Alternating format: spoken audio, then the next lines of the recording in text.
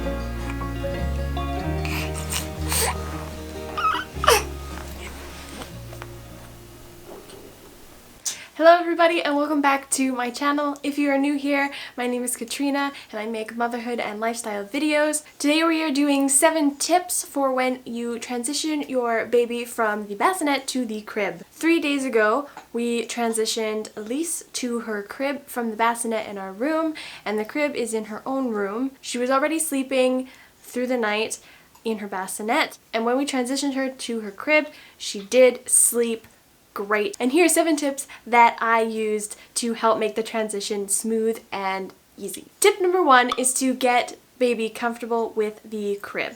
Whether that be taking naps in the crib during the day or being put down while you're in the room and you're cleaning and laundry and all the other things that moms and dads have to do, getting them used to the crib will make them more comfortable in there and it won't be a scary place for them. Tip number 2 is to make a bedtime routine. With Elise, we started a bedtime routine about 2 months ago. With her bedtime routine, we do a feed, bath, baby massage with a Haka lavender lotion bar, which I will link down below. Then we put her in her PJs, sleep sack, and I rock her to sleep. Tip number 3 is to use a sound machine from birth if possible. Having that sound machine will help them realize that it is bedtime, it is time to sleep, and also covers up for some random sounds as you are doing stuff around the house. Tip number 4 is to use a sleep sack. It is honestly so great, and it's a sleeping bag, but their arms can be out so they can still kind of move around, and if they flip over they are also able to push themselves up and prop their faces off the mattress.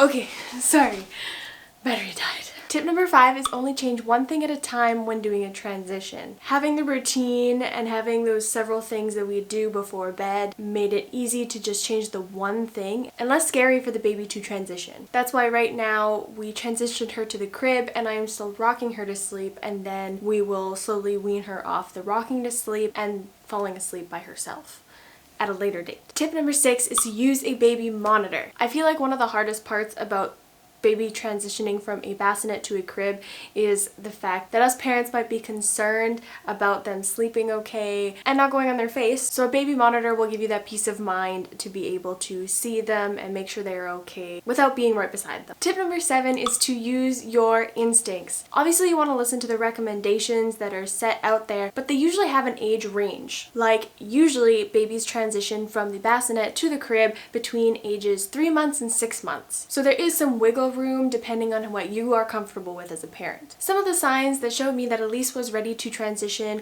was that she was too big for the bassinet. She didn't have room to move anymore, and that was waking her up earlier than she usually was waking up, and I could tell she was just frustrated. And another sign was that she already liked the crib. She does take most of her naps in the crib, and she likes to be in the crib while I'm rinsing off a diaper or doing some stuff around the bedroom. So because the crib is a positive environment for her and the bassinet was getting too small, it was just the best option for us to move her. As well as I'm actually getting better sleep because she's not directly beside me and I can hear her every tiny move. Alright, that is it for this video. From mom to mom, I hope that this helped with your journey as well with moving your baby from the bassinet to the crib and the transition between to make it easier, safe, and actually a beautiful time to look back on as a memory. As always, I can learn from other people too, so if you have any tips on sleeping in the crib or transitioning, please leave them in the comments down below for other people to see as well,